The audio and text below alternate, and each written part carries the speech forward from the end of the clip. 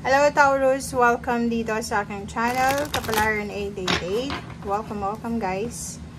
Alamin natin Taurus kung ano ang messages, vibration, gabay energy para sa inyong lahat. Ito ay weekly tarot reading, general reading, so pwede kang makaresonate. Gamitin mo ang iyong intuition sa panonood. Okay? So I hope na makaresonate kayo dito guys. Okay, kumuha tayo dito ng isang baraha sa first tarot deck. Okay. Taurus, ano ba ang mensahe? Ano ba ang vibration? Ano ba ang gabay na resonated sa'yo? Okay, para sa linggong ito, ang focus mo Taurus is home. Pag sinabi nating home, it's a family, relationship, intimate man yan, or any partnership or attachment. And second card is rest. Dito sa barahang to, Taurus, if for example may mga pinagdadaanan kayo ng mga problema sa inyong tahanan, like financial problems, emotional problems, health problems, or kung ano pa man, sinasabi na yung situation mo na yan sa bahay, sa loob ng bahay or tahanan, ay posibleng magbago. Okay? So, magkakaroon ng movement, ng progress, or healthy change sa mga taong nakatira. So, if hindi masyadong maganda yung takbo ng relationship ng bawat isa, away ng away, siguro magiging stable siya ngayong linggong ito. And second card natin is rest. Masyado ka ng pagod, masyado kang overworking, nag-exert ka ng energy, ng effort mo. So, sinasabi ng baraha na prioritize rest, pahinga sa linggong ito. And matulog tayo ng tama, or matulog ka ng tama. Parang ganun yung sinasabi ng baraha. Okay. Okay, so yan ay para sa lahat ng Taurus. Tingnan natin kung ano pa ang messages na gusto nyo iparating sa'yo. Ito ay from your third deck. Okay. Basta ang i-claim nyo lang dito guys is yung kung ano yung resonated sa inyo. Huwag nyo kukunin yung energy na hindi para sa'yo. Like dito, kung halimbawa hindi ka naman pagod, diba? So, yung rest na yan is hindi yan para sa'yo. Para yan doon sa mga Taurus na pagod na pagod na.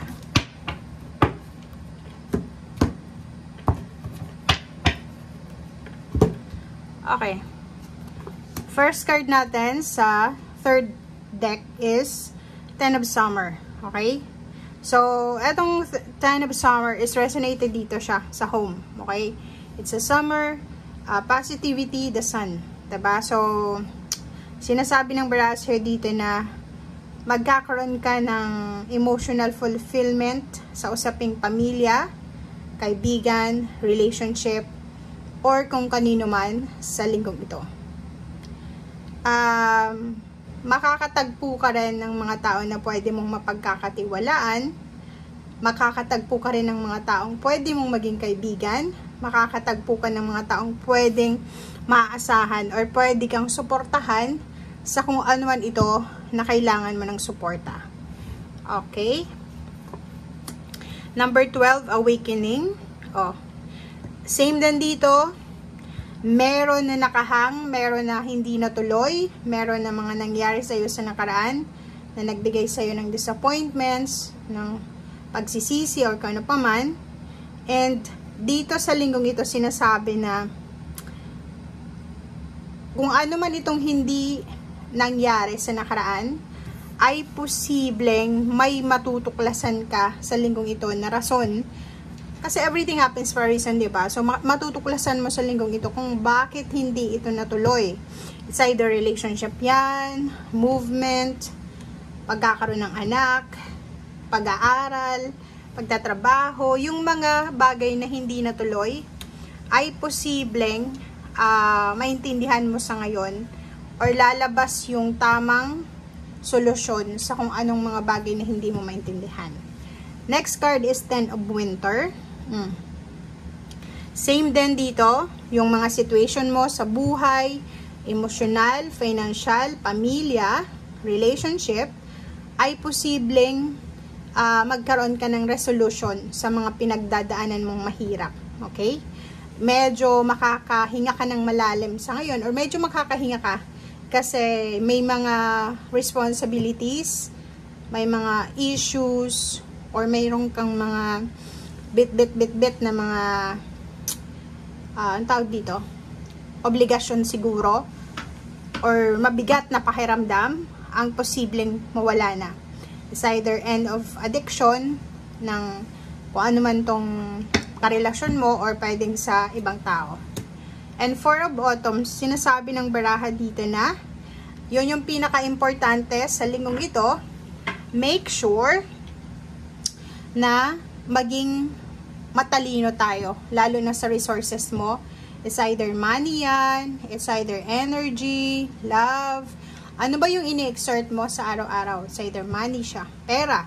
Maging matalino ka sa paggagastos, sa pagmamahal, sa energy mo. Huwag mong sasayangan yung lakas mo sa mga bagay-bagay na walang kwenta. Okay? Ma-achieve mo yung balanse sa usaping pera. And sinasabi ng baraha na if ever kailangan mo ng tulong pinansyal, humingi ka ng tulong sa ibang tao. And if ikaw naman yung may kapasidad na makatulong, mag-extend ka ng tulong sa mga taong nangangailangan. Okay? Okay, next card natin is Nine of Bottom. So, if yun na nga dito, 'di ba? Sinasabi ng baraha, if alam mo na sobra kang pagod na, if alam mo na nahihirapan ka na, bigyan mo ang sarili mo ng reward sa linggong ito. Una, pahinga, 'di ba? Magpahinga ka. And next is, if for example, gusto mong ma-relax, mag-enjoy, maglaan ka ng konting pera para sa relaxation mo.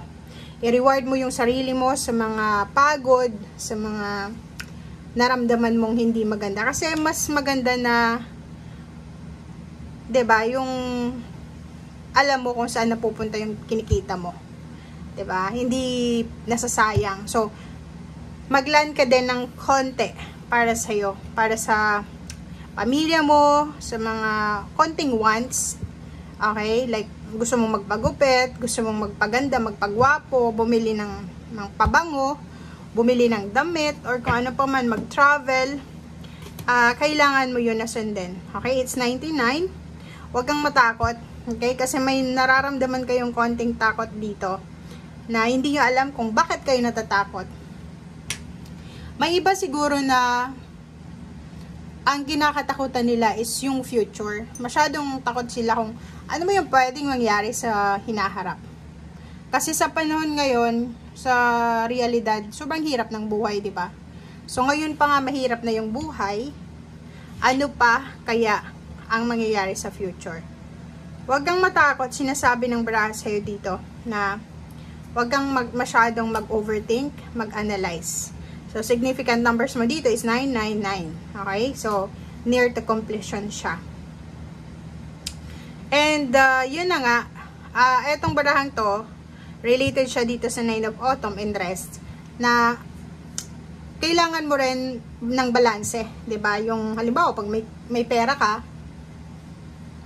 may savings, na-enjoy mo yung araw-araw mo, hindi ka naman nagugutom, nagiging masaya ka naman, so nakikita mo kung saan napupunta yung pera mo. Okay?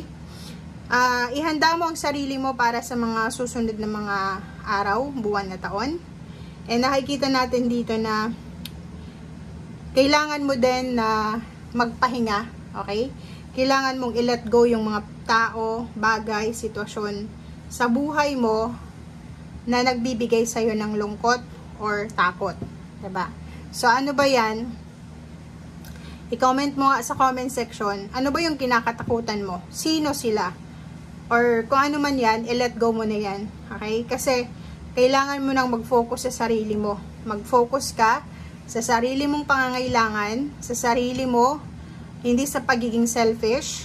Kailangan mong mag-focus sa sarili mo. Kasi, kung makikita mo dito, masyado mong pinapasan yung mga problema ng ibang tao, lalo na ang pamilya mo.